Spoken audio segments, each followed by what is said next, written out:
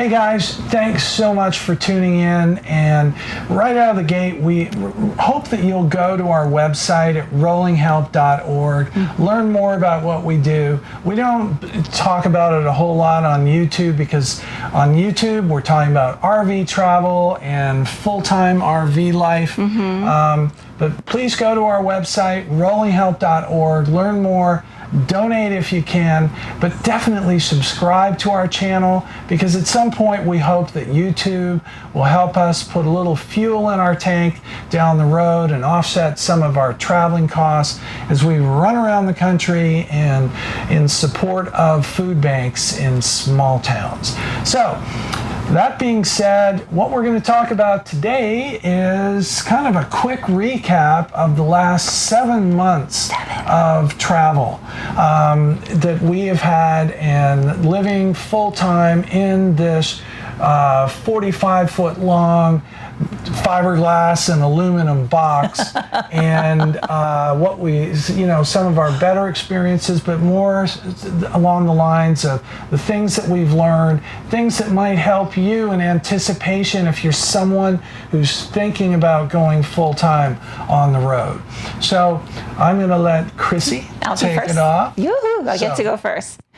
Okay, so my biggest highlight that I've experienced this past 7 months is our community. The RV life has just been wonderful, and not just for us, but the people that we meet. Right out of the gate, our first adventure, we went to Lubbock, Texas.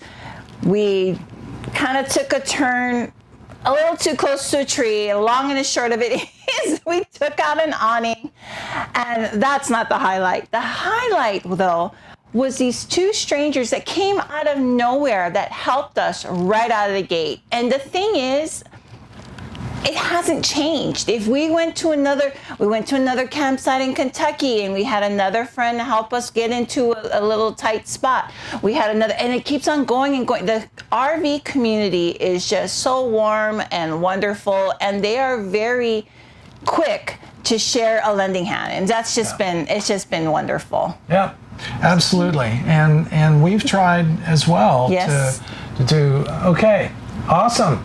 So your top of the list is when I took out the awning. Oh my goodness. Of our first RV. Sorry about that, but yes. That one's long gone, and we made money on it, so who cares? There we go. But anyway, for me, and these aren't necessarily in any particular order, but when we solved our electrical problem in our first RV by selling it and buying a new one, it was taking this amazing DRV Mobile Suites, this 20 tons of fifth wheel across the country from Denver to Portland in just 5 days.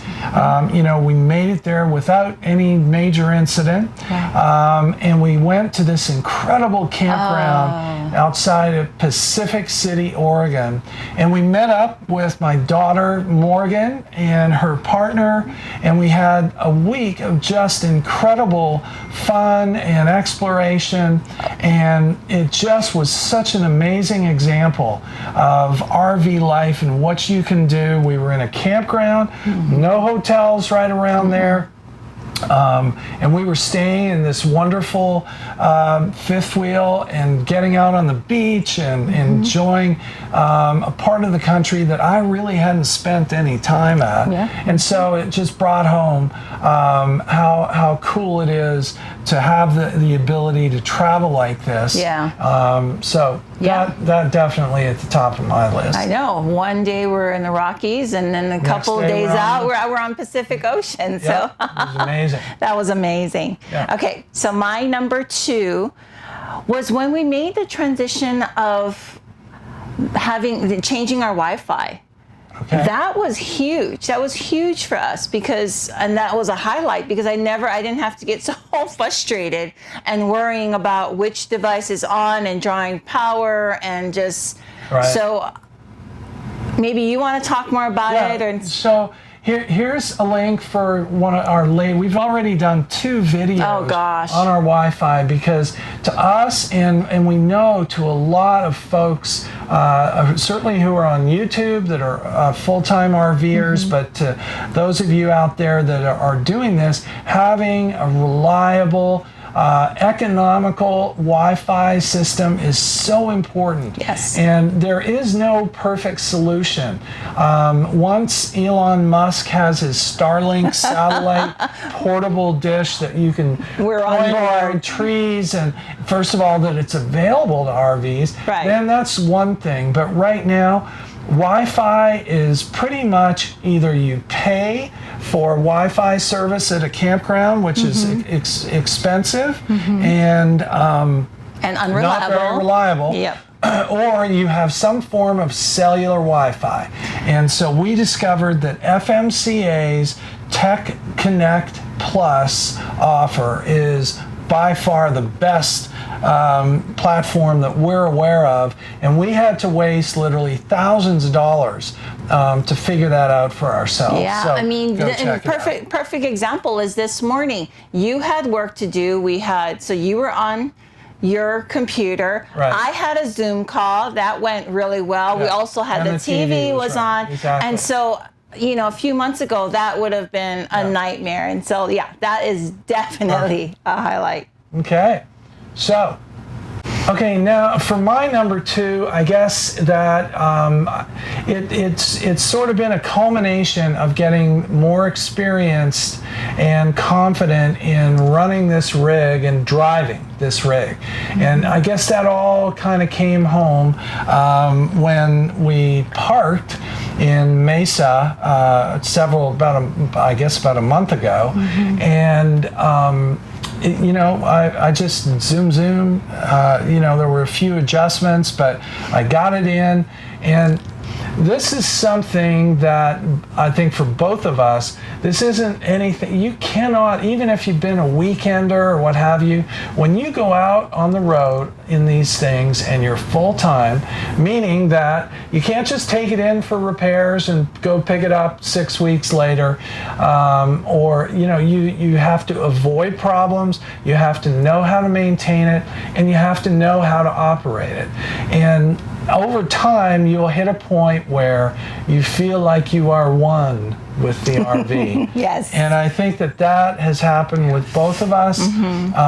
And so if that occurred to me when we pulled into Mesa, that was like at 6 months it took to really get the feeling like, I don't know what it could, there's things that we can't fix, but we know how to maintain it, we know how to operate it, we know how to drive it, and as much as you can be comfortable rolling 10 tons down the road at 65 miles an hour, very comfortable with the rig. So. We use a walkie-talkie to help navigate either going in and out of a certain stall, and in this past 7 months, it takes more than saying turn left, turn right, go forward, go back. It just, once you get you familiarize yourself with your rig, you understand what the driver is doing, also, and the responsibility of the assistant. That there's a lot involved. Yeah. There's a lot involved. True. Yeah. All right, so you're number 3. My number 3 is the highlight is, I think, now I'm pretty sure we have figured out a way to make this our home. Everything from the little pictures and stuff of family and friends to our cooking. It's not just camp style cooking, to really go out of our way. And I would encourage you, if you are going to go full time, to really go out of your way to make this a home, something that you can really feel comfortable and lived in.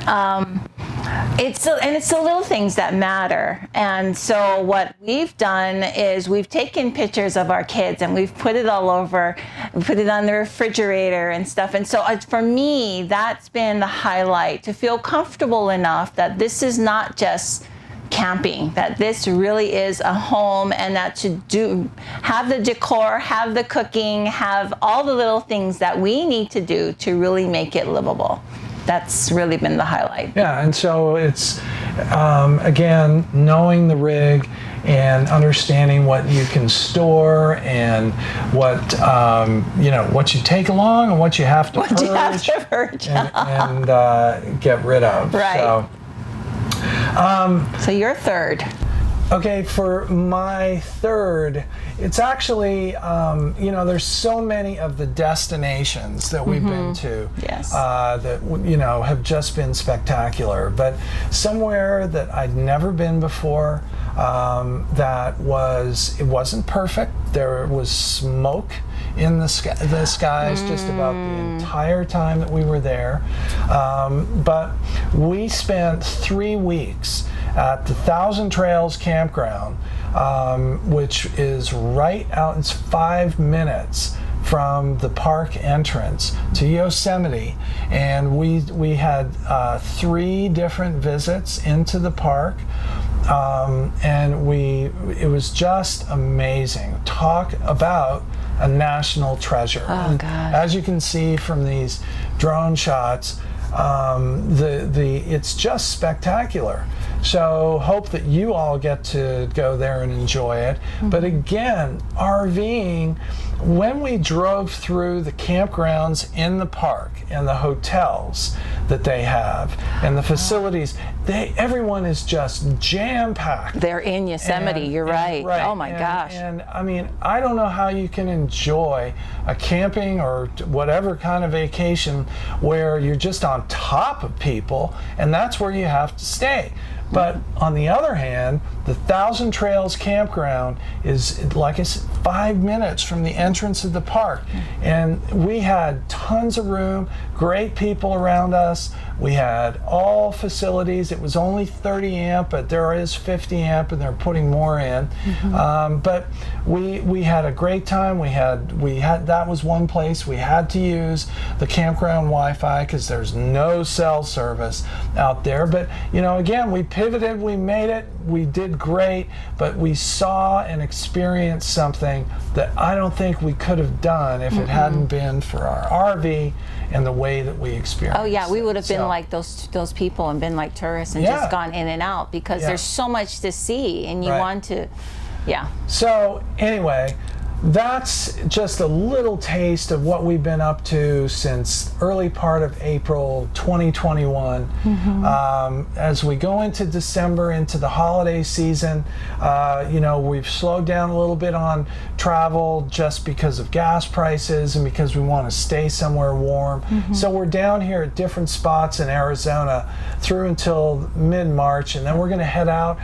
Don't want to spoil the surprise, but you're going to be able to follow us all the way to Halifax, Nova Scotia, where we'll be so exciting. In the latter part of June. So thanks for tuning in, and thank you so much for your support to Rolling Help.